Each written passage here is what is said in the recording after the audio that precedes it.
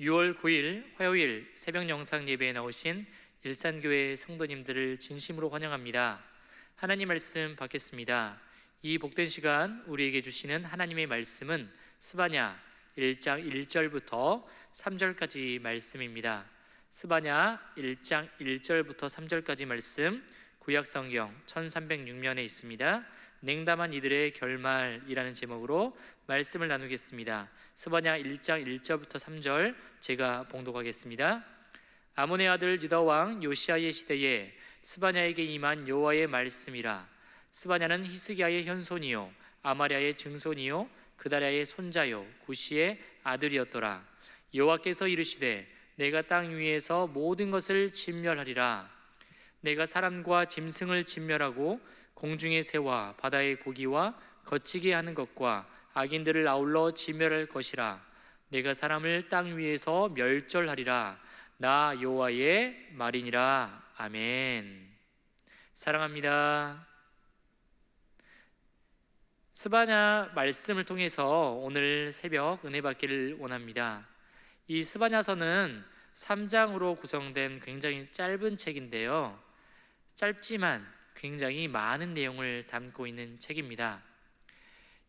이 스바냐의 이름의 뜻을 살펴보게 되면 여호와께서 숨겨준 자라는 뜻입니다. 하지만 이 스바냐를 통해서 하나님께서 많은 것을 드러내고 계시는데, 그 내용에는 하나님의 진멸과 그리고 돌이키심, 또한 남은 자에 대한 구원과 또 하나님에 대한 그 노래가 나오고 있는 것이죠. 이 당시 스바냐가 하나님의 말씀을 선포할 시기는 요시야 왕이 이 남유다를 다스리고 있을 시기입니다.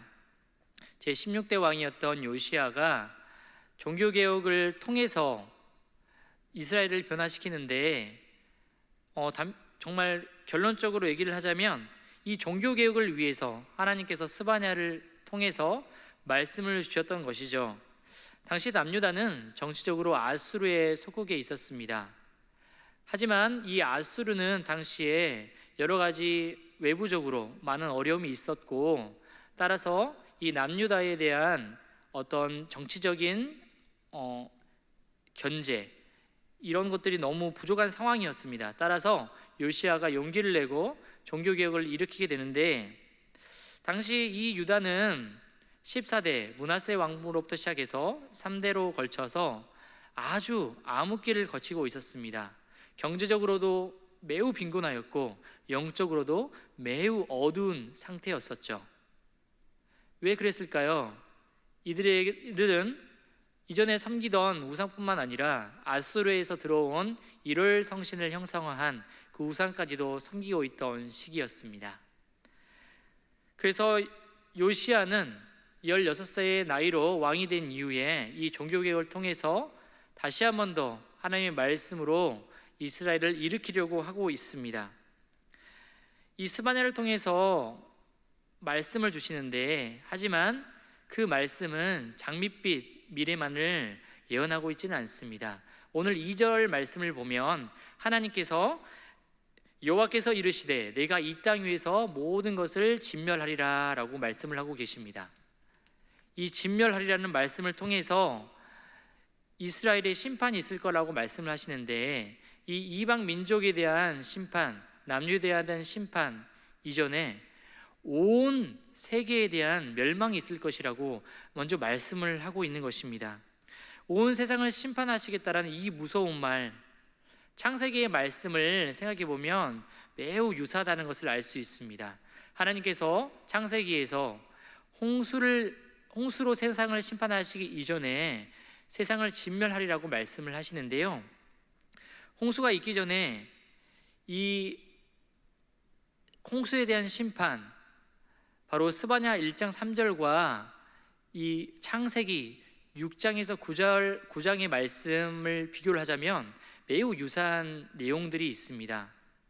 먼저 스바냐 1장 3절을 보면 그 창조의 순서가 5번째 날과 6번째 날, 이 창세기와 비교하게 되면 역순으로 되어 있는 것을 발견하게 됩니다. 그런데 이건 그냥 그렇게 쓴 것이 아니라 하나님의 의도가 있었다라는 것이죠. 바로 이 창조의 순서를 거꾸로 나열한 것은 스바냐는 사람으로부터 멸망한다고 되어 있지 않습니까? 이것은 바로 이 멸망의 결과가 바로 사람으로부터 시작되었다라는, 사람 때문에 이 멸망이 시작되었다라는 것을 말씀하고 있는 것이죠. 이제는 하나님께서 그것을 역으로 돌려서 모든 것을 회복시키겠다고 말씀을 하고 있는 것입니다. 그 회복의 시작으로 바로 온 세상의 진멸을 하나님께서 말씀하고 있는 것이죠. 그런데 무엇이 그토록 하나님을 화나도록 노를 바라도록 만들었을까요? 그것은 바로 3절에 보시면 거치게 하는 것과 악인들 때문이라고 말씀을 하고 있는 것입니다. 이스라엘 백성들을 넘어뜨리게 하는 것, 이 거치게 하는 것은 무엇이었을까요? 바로 우상 숭배였습니다. 이스라엘 백성들이 섬기고 있던 바알 우상과 그리고 아수르에서 들여온 바로 1월 성신을 형성한 그 수많은 우상들 뿐만 아니라 이런 우상 숭배와 함께 이스라엘 공동체에 관영했던 죄악 때문이었습니다. 악인들이 넘쳐났던 것이죠. 무엇이냐면 이 당시에 이스라엘 백성들의 지도자들이 바로 약하고 연약한 사람들, 가난한 사람들을 착취하였습니다. 하지만 그들은 그것을 그냥 두었고 고치려고 생각하지 않았던 것입니다.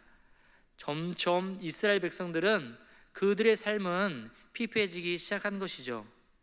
그런데 무엇보다도 하나님의 마음을 가장 아프게 한 것이 있으니 바로 우상을 겸하여 섬겼다라는 것입니다. 무엇이냐면 종교 혼합주의인 것이죠. 그들이 우상 숭배뿐만 아니라 하나님 또한 함께 섬기고 있었습니다. 분명히 하나님께 예배드리고 있었지만 우상을 함께 섬기고 있었던 것이죠.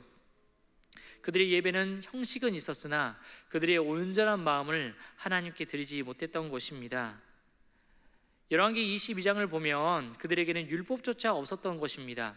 하나님의 말씀을 올바르게 해석할 그런 지식이 충분하지 않은 상태, 이것이 바로 이스라엘의 현 주소였습니다. 따라서 정말 그들이 무엇보다도 이 예배의 본질을 깨닫지 못하고 그들의 마음이 냉담해졌던 것입니다. 아무리 예배했지만 그들의 마음 속에 정말 우상을 섬기는 마음과 그리고 자신의 삶을 자기들의 뜻대로 살려고 하는 그 마음들이 남아 있었던 것이죠. 하나님으로부터 멀어져 있던 그 이스라엘 백성들의 마음, 그 냉담한 마음을 보시고 하나님께서 매우 분노하셨던 것입니다.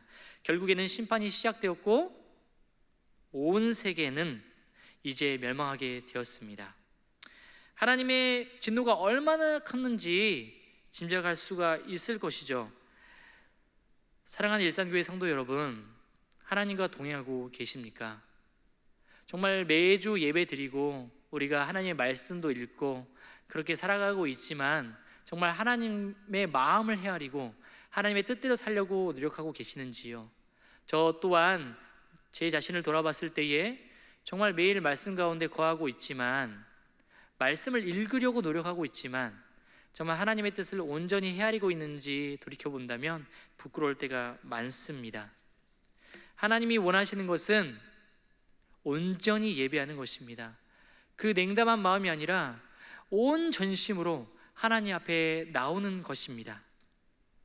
오늘 이스라엘 백성들의 그 냉담해진 마음, 하나님께 예배하지만 결코 온전히 하나님께 예배하지 못하였던 그 이스라엘 백성들의 마음을 우리가 기억하면서 온전히 오늘도 내가 온전히 하나님의 뜻대로만 살겠다, 하나님께 온 마음을 들여 살아가겠다고 결단하는 모든 일산교회 성도 여러분이 되었으면 좋겠습니다.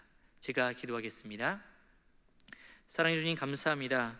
오늘의 말씀을 통해서 우리가 얼마나 하나님의 말씀대로 살려고 하고 있는지 점검할 수 있도록 도와주니 감사합니다.